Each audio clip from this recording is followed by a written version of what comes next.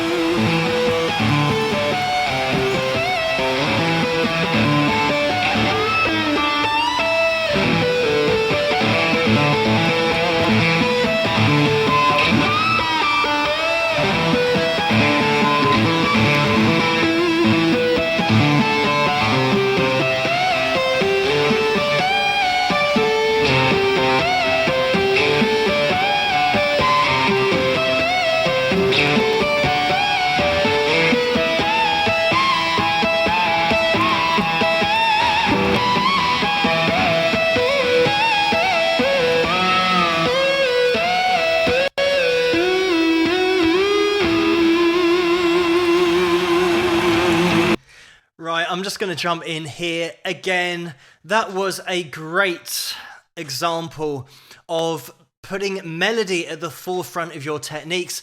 The way that Eddie is playing a riff and tapping in harmonics here, also tapping in notes on the fretboard, getting a groove going with those taps, but always going back to that riff. So no matter what he breaks off into, and some of it, like I said, is seemingly random, but because he always brings you back to the riff, you're being resolved at the end of any lines that he's throwing together. So there's always an appreciation of melody and journey and going full circle. Even though it's a show-off piece, there's so many parts in here that are a journey that you can just go on, and you know you're always going to end up somewhere familiar. We also had the two-finger tapping in that section as well, which is exactly like it sounds. You can tap on two strings at once to get more of a chord sound, and you can slide that up and down in order to get the sound of a chord sliding. But also he alternated between those fingers so that he's tapping on the B string and on the G independently. Again, like I said before, he's taken the technique of tapping and blown the roof off with his application of it within his playing, and just seamlessly working it into all manner of other techniques in order to get his own sound and his own expression when he plays. Eddie Van Halen was the king of playing sloppily with perfect technique. And I know it's something that sounds so contradictory to say, but he was so great on the fretboard that when he threw together a line that sounded like a throwaway line, it was totally intentional and was picked to perfection with alternate picking, or it might have been tapped perfectly as well. Eruption is a great example of a show-off piece where so many people play it incorrectly. They play the wrong notes. Eddie Van Halen has put every single one of those notes in there intentionally to make the point that it sounds like it's just a throwaway line, but he'll play it exactly the same as the recording if he wants to, because he's phrased it in exactly a particular way, even though there are loads of players on YouTube that are playing Eruption too fast and they're playing it with the wrong notes. They start putting in extra notes that weren't in there in the original, and this is why it is so difficult to play an accurate representation of the Eruption guitar solo from the album Van Halen, because there's so many tiny details in there that you really have to pay attention to. It's really easy to play a version of Eruption with your own favorite techniques shoehorned in there to fill in some space and then get into the tapping. Whereas playing it really accurately is so difficult. Dweezil Zappa is one of those guys that can nail the Eruption solo, probably because Eddie used to visit his dad Frank and would show him how to play it. So he knows exactly what's going on that fretboard, trying to emulate it as a guitar player. You guys out there will know it is so difficult to get the phrasing, to get the expression, and everything that Eddie put into that solo on the record. I'm going to have to call it a day now on this video because I think it's probably already gone on for ages. As you can see, adverts are popping up on this particular video because I'm going on so long. But thank you guys so much for suggesting this video for me to take a look at, and keep those suggestions coming in the comments below. Let me know what you guys think, and if you like this video, please give it a thumbs up and subscribe, and I'll see you guys at the next one. Rock!